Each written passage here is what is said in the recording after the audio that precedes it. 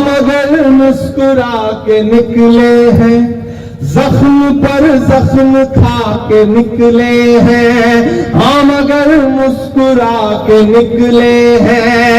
Sir झुकाने का हुक्म जब आया, ये मिसरे मेरे हैं, लाइनें मेरी हैं, लेकिन तर्जुमानी आपकी धड़कनों की है इन मिसरों में राजौरी वालों, कि सर झुकाने का हुक्म जब आया और भी सर उठा के निकले हैं। नारे हक लगा के निकले हैं, नारे हक लगा के निकले हैं। हर सितम का जवाब आएगा, देखना इनकलाब आएगा। हर सितम का जवाब आएगा, देखना इनकलाब आएगा। अच्छे दिन का किए थे जो वादा, जो अगली लाइन आ रही है ना, उसको सुनने के बाद आपकी तालियों का शोर दिल्ली तक जाना चाहिए जो मैं मिसरे पढ़ रहा हूं। फिर से सुनिए कि हर सितम का जवाब आएगा, देखना इनकलाब आएगा। अच्छे दिन का किए थे जो वादा, उनका दिन भी खराब आएगा, उनका दिन भी खराब आएगा। आजकल चेहरा देखिए, हम तो निकले हैं मुस्कुराते हुए और वो तिल मिला के लगा के निकले हैं। नारे हक लगा के निकले हैं। आप सभी के बीच हमारे सामने इमरान प्रतापगढ़ी जी आ चुके हैं। जोर से तालियों के साथ स्वागत कीजिए जनाब इमरान प्रतापगढ़ी साहब। हमारे मेहमान जिनका हमें बड़ी बेसब्री से इंतजार था, वो हमें तो क्योंकि हमारे जो मेहमान हैं उन्होंने जब जाना है, तो इसके बाद पगड़ी की रस्म के अदा होने के बाद उनको ही स्टेज पे मौका दिया जाएगा। एक बार जोर से नारा लगाएंगे, जनाब इफ्तिकार साहब जिंदाबाद, जनाब मियां साहब जिंदाबाद, नेशनल कॉन्फ्रेंस जिंदाबाद, इंडियन नेशनल कांग्रेस जिंदाबाद। अब हमारे डीडीसी दूंगी जनाब आएंगे, उनके हमरा हमारे एफजल साहब इन लोगों की आवाज बनकर संसद में ये मुद्दा उठाइए और यहाँ वहाँ special recruitment drive Rajouri district border district के लिए, जैसे कि पहले होती थी आर्मी में, सीआरपीएफ में स्पेशल रिक्रूटमेंट ड्राइव, वहाँ आप वहाँ मुद्दा उठा के सरकार को मजबूर करिए ताकि यहाँ के लोगों को रोजगार मिल सके। ये हमारे बहुत मायनाज शख्सियत है। अभी सर यहाँ रिफ्यूजी का बहुत बड़ा मसला है। हमारे यहाँ पाकिस्तान पाक ऑक्युपाइड कश्मीर से यहाँ 71 के 65 के रिफ्यूजी हैं। हमारी सरकार मनमोहन सिंह जी की सरकार जब थी तो हमने 35 लाख रुपया हर परिवार को देने का वादा किया था और वो पैकेज भी बना था। लेकिन बीजेपी ने क्या किया, उन्होंने कहा हम वन टाइम सेटलमेंट करेंगे और कुछ फैमिलियों को 5-5 लाख देकर उन्होंने फाइल क्लोज कर दी है। और रिफ्यूजी जो है वो यहाँ एक बहुत बड़ा वर्ग है। तो हम डिमांड करते हैं, और बाकी इंस्टॉलमेंट भी रिलीज नहीं की, हम ये डिमांड करते हैं कि अगर हम आपसे वादा करते हैं और हमारे एमपी साहब भी संसद में ये बात करेंगे, हमारी सरकार आएगा, जो हमारी सरकार ने वादा किया था वो आपको मिलेगा। और जिनके पास कोई जमीन नहीं है, जिनके पास प्लॉट नहीं है, यहाँ 5 मरने का प्लॉट यहाँ मिलेगा। मैं स्टार्ट करूंगा, यहाँ इनका मसला है क्योंकि 70 साल से ये लोग, क्योंकि ये ट्राइबल एरिया है, यहाँ SC ST ज्यादातर पॉपुलेशन ST और SC की है। सर यहाँ इन्होंने एक ड्राइव शुरू की है, एंटी इंक्रोचमेंट ड्राइव, इन्होंने ड्राइव शुरू की है एंटी इंक्रोचमेंट।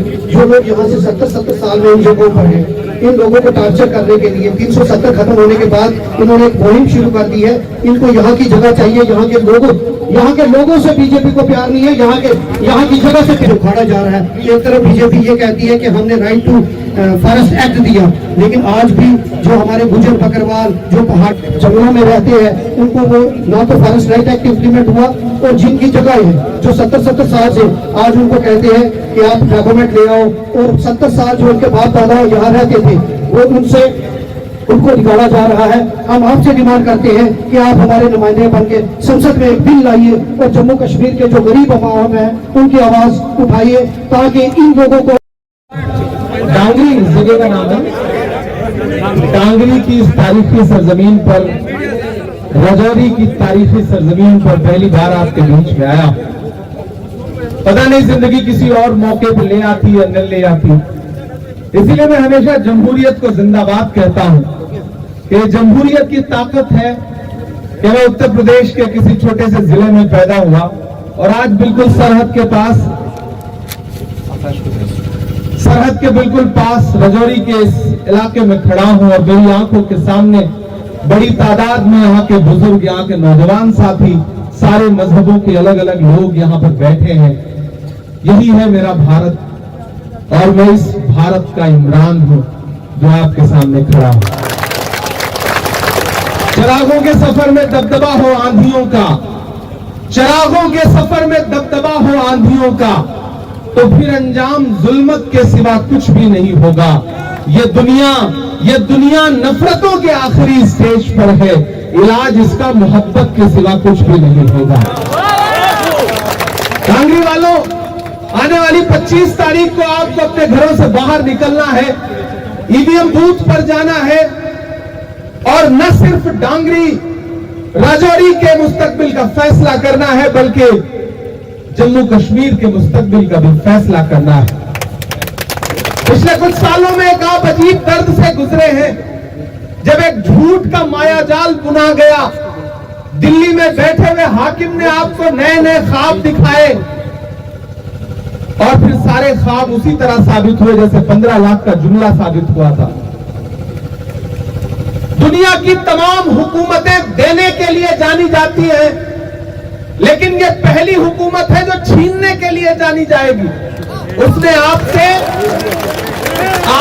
आपका स्टेटहुड छीन लिया, आपसे आपका रुतबा छीन लिया, मेयार छीन लिया, वकार छीन लिया।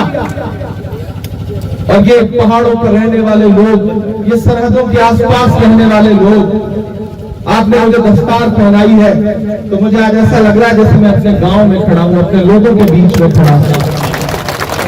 और मैं वादा करता हूं, ये जो दस्तार आपने पहनाई है ये महज एक पगड़ी नहीं है, सिर्फ एक कपड़े का टुकड़ा नहीं है, ये आपकी इज्जत है जो आपने मेरे सर पे रखी है। मैं आपसे वादा करता हूं कि देश की पार्लियामेंट हो या हिंदुस्तान की कोई सड़क हो, जब भी आपके मुद्दों पर लड़ने की जरूरत पड़ेगी, आपको महसूस होगा कि आपका बेटा लड़ रहा है, आपका भाई लड़ रहा है, भले ही मैं पैदा आपसे हजारों किलोमीटर दूर हुआ हूं। ये इलेक्शन बहुत जरूरी इलेक्शन है, और इफ्तिखार अहमद साहब को नुमाइंदा बना करके कांग्रेस पार्टी ने, अलायंस ने आपके बीच में भेजा है। यहाँ जो हमारे नेशनल कॉन्फ्रेंस के साथी हैं, मैं उनका भी खैर मकदम करता हूँ, क्योंकि जल्दी जाना है, एक एक करके सबका नाम नहीं ले सकता, मेरी मजबूरियों को समझिएगा। कांग्रेस पार्टी के जो हमारे ओहदेदारान है, जो संगठन के साथी हैं, उनका भी खैर मकदम करता हूँ, और सबसे ज्यादा आपका खैर मकदम करता हूँ जो इस धूप में, शिद्दत की धूप में, पसीने में यहाँ पर बैठे हुए हैं। पिछले कई घंटे से इंतजार, हम श्रीनगर से उड़े, फिर हमें सुरनकोट में, बफलियाज में एक सभा करनी थी, तो थोड़ा सा देरी हुई, लेकिन आप यहाँ बैठे हैं। नया पाने की चाहत में पुराना छूट जाता है, तुझे अपनाऊं तो मुझसे जमाना रूठ जाता है। मोहब्बत पढ़ने लिखने में बहुत आसान है, लेकिन मोहब्बत को निभाने में पसीना छूट जाता है। मैं जानता हूँ आप उस मोहब्बत की बुनियाद पर यहाँ बैठे हुए हैं। एक चीज का ख्याल आपको करना है, 25 तारीख को जब घरों से निकलिएगा तो आप ये मान के चलिएगा कि दो ताकतें हैं इस देश में, लड़ाई दो विचारधाराओं की है। एक तरफ नफरत खड़ी है और एक तरफ मोहब्बत खड़ी है, और मोहब्बत में अपना नुमाइंदा बना करके इफ्तिखार अहमद साहब को आपके बीच में भेजा। आज से कुछ दिन पहले की तरफ देखना शुरू करिए, कुछ साल पहले देखना शुरू करिए, जब पूरे मुल्क ने आपसे नजरें फेर दी थी, कोई आपके जख्मों की तरफ झांकने को तैयार नहीं था, बात करने को तैयार नहीं था। ऐसे वक्त में एक इंसान उठा दिल्ली में और उसने कहा कि मैं कन्याकुमारी से कश्मीर तक जाऊंगा, एक नारा दूंगा, नफरत छोड़ो भारत जोड़ो, 4000 किलोमीटर पैदल चलूंगा। उस शख्स का नाम राहुल गांधी है। मैं उसका सिपाही बन के यहां आया हूं। उस इंसान ने 4000 किलोमीटर पैदल यात्रा की। कभी सोचा है कि राहुल गांधी ने कश्मीर में आकर के भारत जोड़ो यात्रा का खात्मा क्यों किया? क्योंकि कश्मीर को, जम्मू को मरहम की जरूरत थी, मोहब्बत की जरूरत थी। तो राहुल गांधी 4000 किलोमीटर चले। वजीर आजम साहब कहा करते थे कि राहुल गांधी तो शहजादे हैं, लेकिन मैं तो उनसे कहना चाहता हूं कि दुनिया का कोई और शहजादा दिखा दो तो 40 किलोमीटर पैदल चला हो, 400 किलोमीटर पैदल चला हो। अगर आप कहते हो कि राहुल गांधी शहजादे हैं, तो एक ऐसा शहजादा जो एक टी शर्ट और एक ट्राउजर में 4000 किलोमीटर पैदल चलता है, अपने पैर के छालों की परवाह किए बगैर, लोगों के जख्मों पर मरहम लगाने के लिए, उनको गले से लगाने के लिए, उनके आंसू पोंछने के लिए। मैं चला हूं राहुल गांधी के साथ। मैं आया था श्रीनगर जिस दिन भारत जोड़ो यात्रा खत्म हुई थी। जब मैं उनके साथ चलता था तो मुझसे मीडिया के साथ ही कहते थे कि इमरान साहब आप सियासतदान बाद में हैं, शायर पहले हैं। राहुल गांधी की भारत जोड़ो यात्रा में उनके कंधे से कंधा मिलाकर चल रहे हैं, आप क्या कहेंगे? तब मैं बस एक शेर सुना देता था कि जो हर जालिम से टकराएगी वो आंधी बनाऊंगा, जो हर जालिम से टकराएगी वो आंधी बनाऊंगा, नए अंग्रेज आए हैं नया गांधी बनाऊंगा। आपसे वायदा किया गया कि तस्वीर बदल दी जाएगी। दिल्ली ने आपसे कहा कि आपको नौकरियां दे दी जाएंगी, लेकिन मुझे बताइए कि पिछले 10 साल की हुकूमत में दिल्ली ने पूरे मुल्क की तरह आपके साथ भी वही सुलूक तो किया है ना। कारोबार बर्बाद कर दिए। वो पेट्रोल डीजल जो 58 रुपए 60 रुपए लीटर मिलता था वो आज 100 रुपए के पास पहुंच गया। वो गैस सिलेंडर जो कांग्रेस की हुकूमत में 400 रुपए का मिला करता था वो 1000 के पार पहुंचा दिया। 700 किसान शहीद हो गए सिंघू बॉर्डर पर बैठे हुए, और उनको क्या क्या पुकारा गया ये किसी से छुपा हुआ है। कीमत तो बहुत बढ़ गई शहरों में धान की, लेकिन विदा न हो सकी बेटी किसान की। मौका मिला तो लोगों ने कुर्सी के वास्ते, मौका मिला तो लोगों ने कुर्सी के वास्ते तस्वीर ही बिगाड़ दी हिंदुस्तान की। मेरे भाई, मैं भी आपकी तरह के एक परिवार से आता हूं। किसी सियासी घराने से मेरा कोई ताल्लुक नहीं था। मैं तो अपनी मशारों की दुनिया में शायरी करता था, लफ्जों से लड़ाई लड़ता था। लेकिन मुझे राहुल गांधी जी ने मेरा हाथ पकड़ा और 34 साल की उम्र में हिंदुस्तान की सबसे बड़ी पंचायत में राज्यसभा में उठा के बिठाया और ये कहा कि अपने मुद्दों पे लड़ाई लड़ो, आवाज उठाओ, बोलो, लड़ो। मैं पिछले 20 दिन से लंदन में था मशायरों में। मुझे राहुल जी के यहां से संदेशा आया कि इमरान लंदन से वापस आओ, रजौरी जाओ, इफ्तिखार के लिए लोगों के सामने अपना दामन फैला के अपील करो, क्योंकि हमने इफ्तिखार अहमद को अपना नुमाइंदा बना के वहां भेजा है। रजौरी का जो इलाका है वो अपने आप में बहुत अनूठा इलाका है, बाकी जम्मू कश्मीर से भी अनूठा मुझे लगता है। हर समाज के लोग यहां रहते हैं, एससी हो, एसटी हो, गुज्जर हो, बकरवाल हो, पहाड़ी हो, हिंदू हो, मुसलमान हो, सिख हो, ईसाई हो, हर मजहब के, हर धर्म के मानने वाले लोग सरहद के बिल्कुल करीब हिंदुस्तान का झंडा लेकर के, तिरंगा लेकर के अपने पूरे जज्बे के साथ यहां रहते हैं। मैं आपकी मौजूदगी को सलाम करता हूं, आपके जज्बे को सलाम करता हूं। लेकिन आपको क्या लगता है ये इलेक्शन कराने को हुकूमत क्यों मजबूर हुई? ये राहुल गांधी जी की भारत जोड़ो यात्रा का असर है कि दिल्ली की हुकूमत को मजबूर होकर के जमहूरी निजाम बहाल करना पड़ रहा है, जमहूरियत को लागू करना पड़ रहा है, और आपके बीच में इलेक्शन करवा करके आपको फिर से वो हक देना पड़ा जिससे आपको महरूम कर दिया गया था। लेकिन आप अपनी खुददारी के साथ जीने वाले लोग हैं। कोई कितना भी जुल्म करे, आप अलग ऐलान कहते रहते हैं कि हम आतिशे सोजा में भी हक बात कहेंगे, कुंदन की तरह जहर में ताबिंदा रहेंगे। तारीख बताती है कि हर दौरे सितम में हम जिंदा थे, हम जिंदा हैं, हम जिंदा रहेंगे। आप इस खुददारी के साथ जीने वाले लोग हैं। और मुझे अच्छा लगता है कि मैं आपके इलाके की नुमाइंदगी करते हुए दिल्ली में मियां अल्ताफ साहब को देखता हूं,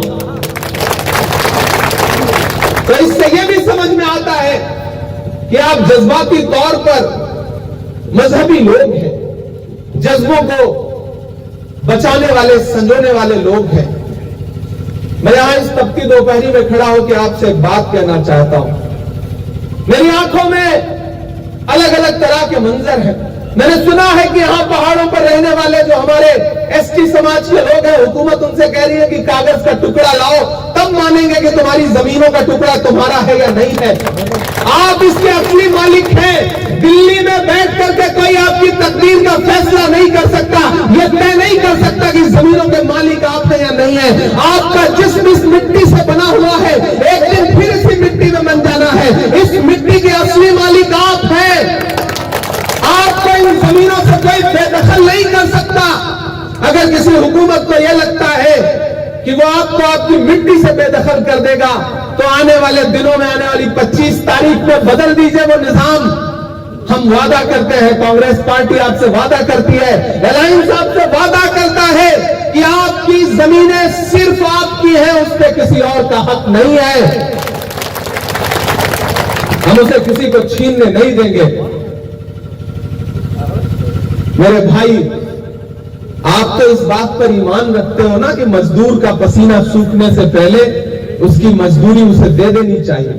रखते हो ना इस बात पर ईमान? हम रखते हैं, क्योंकि हमारे बुजुर्गों का कौल है कि मजदूर का पसीना सूखने से पहले उसकी मजदूरी उसे दे देनी चाहिए। तो मैं अपने घर से हजारों किलोमीटर दूर सरहद के पास यहां खड़ा होकर के आपसे राहुल गांधी की मजदूरी मांगने आया हूं, क्योंकि मैंने देखा है राहुल गांधी के पैर के छाले, मैंने देखा है राहुल गांधी के माथे से बहता हुआ पसीना। वो मजदूरी क्या है? वो मजदूरी यही है कि इफ्तिखार अहमद को जिता करके जम्मू कश्मीर की असेंबली में पहुंचा दीजिए। ये है राहुल गांधी जी की मजदूरी। और जब 25 तारीख को अपने घरों से बाहर निकलिएगा और हाथ के पंजे के सामने वाला बटन दबाइएगा, तो सिर्फ यह मत सोचिएगा कि आपका वोट इफ्तिखार अहमद को ही मिलेगा। आपका दिया गया एक एक वोट चौधरी इफ्तिखार अहमद साहब को, आपका दिया गया एक एक वोट सिर्फ इफ्तिखार अहमद को नहीं मिलेगा, बल्कि मोहब्बत के उस मसीहा को मिलेगा जिसका नाम राहुल गांधी है। इफ्तिखार अहमद को दिया गया आपका एक एक वोट सिर्फ इफ्तिखार अहमद को नहीं मिलेगा, मियां अल्ताफ साहब को मिलेगा। आपका दिया गया एक एक वोट उमर अब्दुल्ला साहब को मिलेगा, और आपका दिया गया एक एक वोट इमरान प्रताप वही पे आपका पर्सनल एहसान होगा। यह गुजारिश करने आपके बीच में आया हूं और आपको यह यकीन दिलाता हूं। मैंने इफ्तिखार अहमद को संगठन का काम करते हुए देखा है। मैं सियासत में भले पिछले 4-5 साल पहले आया, लेकिन मैं मशायरों की जिंदगी में अपनी शायरी के जरिए जो जंग लड़ रहा था वो भी निजाम से ही थी। तो मैं उन लोगों पर नजरें रखता था जो ऑर्गेनाइजेशन का काम कर रहे हैं। हमारी दिल्ली इफ्तिखार पे बड़ा यकीन रखती है, और भाजपा वाली दिल्ली नहीं, कांग्रेस वाली दिल्ली बड़ा यकीन रखती है इन पर। इन्हें जिता के असेंबली में भेजिए, ये असेंबली में खड़े होकर के आपके इश्यूज पर लड़ेंगे। और मैं आपको यकीन दिलाता हूं कि मैंने पिछले 3 दिन से मैं जम्मू कश्मीर के अलग अलग इलाकों में कैंपेन में हूं। मैंने यहाँ की जो खूबसूरती देखी है, यहाँ का जो एहसास देखा है, मैं पहली बार इन इलाकों में घूम रहा हूं। मैं वादा करता हूं कि आने वाले दिनों में हिंदुस्तान की पार्लियामेंट में खड़ा होकर के जिस दिन आपके मुद्दों पर आपके इलाके का नाम लेकर के, डांगरी का नाम लेकर के, राजौरी का नाम लेके, बखलियास का नाम लेकर के बोलूंगा, उस दिन आपको महसूस होगा कि आपने अपना एक बेटा, एक भाई देश की पार्लियामेंट में भी छोड़ रखा है। ये आपके लिए यहाँ की असेंबली में लड़ेंगे, मैं वहां आपके लिए पार्लियामेंट में लड़ूंगा। इससे अच्छा ऑफर क्या हो सकता है? एक जिताओ, एक साथ में फ्री पाओ, असेंबली में इन्हें भिजाओ। मैं देश के उच्च सदन में बैठा हुआ हूं, लोकसभा में मियां अल्ताफ साहब बैठे हुए हैं, राज्यसभा में आपका इमरान बैठा रहेगा, असेंबली में इफ्तिखार अहमद बैठे रहेंगे। इससे अच्छा मौका क्या हो सकता है? जो बात मियां अल्ताफ साहब लोकसभा में उठाएंगे यहां के डेवलपमेंट के लिए, उसके लिए मुझे लड़ना पड़ा तो मैं राज्यसभा में उस चीज पर वीटो लगाऊंगा। कुल मिलाकर के इससे खूबसूरत बात क्या हो सकती है? मैं आप सबका बहुत शुक्रिया अदा करता हूं, खासतौर से स्टेज पे जो हमारे बुजुर्ग बैठे हैं। आप इतने प्यारे लोग हैं कि यहां आने के बाद बस दिल करता है कि बोलते जाओ, यहीं बैठे रहो, लेकिन सियासत की अपनी मजबूरियां हैं, मुझे अगले जलसे के लिए जाना है। लेकिन एक वादा करता हूं आपसे, एक वादा करता हूं आपसे कि आप इफ्तिखार को जिता करके असेंबली बुझाइए। इंशाअल्लाह आने वाले दिनों में एक बार फिर आपका शुक्रिया अदा करने आपके बीच में आऊंगा। ये मेरा वादा है आपसे, वादा है मेरा आपसे। हम डेवलपमेंट की बात करते हैं, हम नफरत की बुनियाद पर राजनीति नहीं करते। हिंदुस्तान में एक अकेला वाहिद नेता है। मैंने जिससे पर्सनल बातचीत में, किसी शायर के लिए किसी को अपना कायद, अपना नेता मानना बहुत आसान नहीं होता, किसी भी अदबी आदमी के लिए। लेकिन अगर मैंने राहुल गांधी के साथ चलने का फैसला किया तो सिर्फ इसलिए कि उस आदमी ने एक बार पर्सनल बातचीत में मुझसे कहा था कि इमरान, कितना बड़ा भी सियासी नुकसान हो जाए, मैं बंटवारे और नफरत की राजनीति पे वोट नहीं मांग सकता।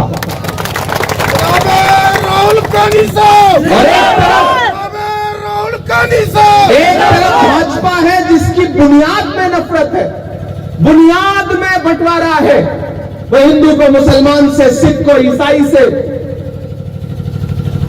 मैंने देखा है, मेरी आंखों में हाथरस है कि एक एससी समाज की बिटिया के साथ बलात्कार हुआ और घर वालों की मर्जी के खिलाफ जाके रात के 2 बजे उसकी लाश जला दी एडमिनिस्ट्रेशन ने।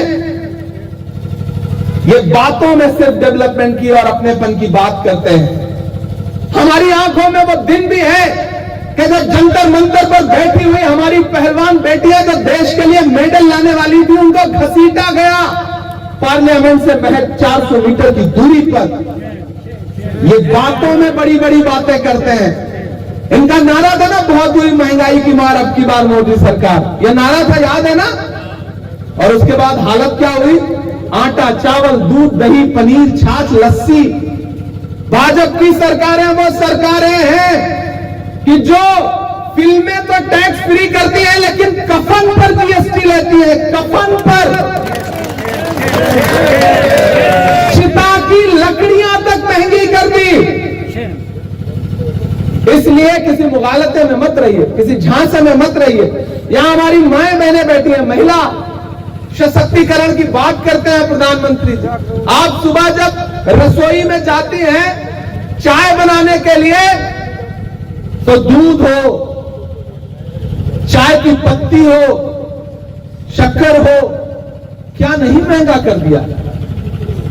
जब आप सब्जी बनाने के लिए कढ़ाई में रसोई का तेल डालती हैं तो वो तेल जो 70 रुपए लीटर मिलता था आज 200 के पास पहुंच गया। क्या नहीं महंगा कर दिया? सिर्फ अपने चंद उद्योगपति दोस्तों के लिए। इसलिए मैं आपसे अपील कर रहा हूं कि इस इलेक्शन में कांग्रेस का साथ दीजिए, अलायंस का साथ दीजिए, क्योंकि सरकार बनने जा रही है। मैं पूरे जम्मू कश्मीर के अलग अलग इतराफ में कैंपेन करता हुआ यहां पहुंचा। सरकार बनने जा रही है, और जब सरकार बनने जा रही है तो उसमें अपना नुमाइंदा भेजो, अपने वोट से चुना हुआ नुमाइंदा भेजो, ताकि कल को जब सरकार बनी रहे तो आप उनका गिरेबान पकड़ के कह सको कि हमारे वोट से एमएलए बने हो, हमारे काम के लिए। अपनी सरकार से भी लड़ना पड़े तो लड़ो, क्योंकि हमने नुमाइंदा बना करके भेजा है आपको। मैं आखिर में जाते जाते आपका शुक्रिया भी अदा करता हूं और एक नज्म सुना के जाता हूं। कि जख्म पर जख्म खा के निकले हैं हाँ मगर मुस्कुरा के निकले हैं, जख्म पर जख्म खा के निकले हैं हाँ मगर मुस्कुरा के निकले हैं। सर झुकाने का हुक्म जब आया, ये मिसरे मेरे हैं, लाइनें मेरी हैं, लेकिन तर्जुमानी आपकी धड़कनों की है इन मिसरों में राजौरी वालों। कि सर झुकाने का हुक्म जब आया और भी सर उठा के निकले हैं, नारे हक लगा के निकले हैं, नारे हक लगा के निकले हैं। हर सितम का जवाब आएगा, देखना इनकलाब आएगा, हर सितम का जवाब आएगा, देखना इनकलाब आएगा।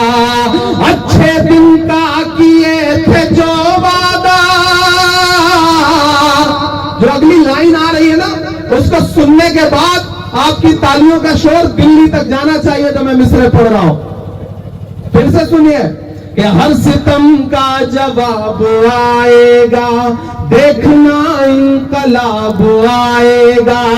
अच्छे दिन का किए थे जो वादा, उनका दिन भी खराब आएगा, उनका दिन भी खराब आएगा। आजकल चेहरा देखिए, हम तो निकले हैं मुस्कुराते हुए और वो तिल मिला के लगा के निकले हैं, नारे हक लगा के निकले हैं। भाजपा सिर्फ झूठ बोलती है, सिर्फ झूठ। भारतीय जनता पार्टी का कोई बड़े से बड़ा नेता हो, मुझसे डिबेट कर ले, मैं 100 जगह बताऊंगा कि वो झूठ की बुनियाद पे पूरी पार्टी टिकी हुई है। वो किसी के नहीं है, न एससी के हैं, न एसटी के हैं, न हिंदू के हैं, न मुसलमान के हैं, न सिख के हैं, न ईसाई के हैं। वो सिर्फ चंद उद्योगपति दोस्तों के हैं, इससे ज्यादा कुछ भी नहीं। ये मैं पूरी जिम्मेदारी से कह रहा हूं। इसलिए किसी बहकावे में मत आइए, किसी झांसे में मत आइए। और आप बहुत समझदार और होशियार लोग हैं, आपसे इतना कह रहा हूं कि दुश्मन बहुत शातिर है। उसे लगता है जब कि डायरेक्ट मुकाबले में नहीं जीत पाएंगे तो वो अलग अलग तौर तरीके इस्तेमाल करता है, वो आपको तकसीम करने का तरीका इस्तेमाल करता है। लेकिन याद रखिएगा,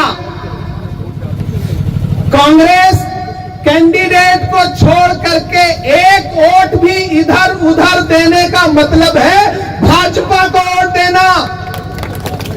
यह जहन में बिठा लीजिए, क्योंकि बंटने का नुकसान क्या होता है हम उत्तर प्रदेश वाले जानते हैं, दर्द क्या होता है हम जानते हैं। इसलिए आपसे गुजारिश कर रहा हूं कि बंटिएगा मत, तकसीम मत होइएगा, मुत्तहिद रहिए, सियासी तौर पर बेदार रहिए। आने वाले दिनों में जम्मू कश्मीर में अलायंस की सरकार बनने जा रही है। इफ्तिखार को जिता करके असेंबली पहुंचाइए। आने वाले दिनों में फिर एक बार आपका शुक्रिया अदा करने आऊंगा। आज जाना जरूरी है, इसलिए आपसे विदा लेता हूं। आने वाले दिनों पे यहाँ पर अलायंस की सरकार बनने जा रही है और रजौरी की इस कॉन्स्टिट्यूंसी से कांग्रेस पार्टी के कैंडिडेट इफ्तिखार अहमद बहुत अच्छे मैंडेट के साथ चुनाव जीते। सर, जम्मू कश्मीर के मौजूदा सियासी सूरत पर कोई आपकी तरफ से शेर व शायरी में कोई बयान? नहीं, मैं इतनी देर तकरीर करता रहा, उसमें शेर व शायरी उसी सब तमाम मौजू पर। जी सर।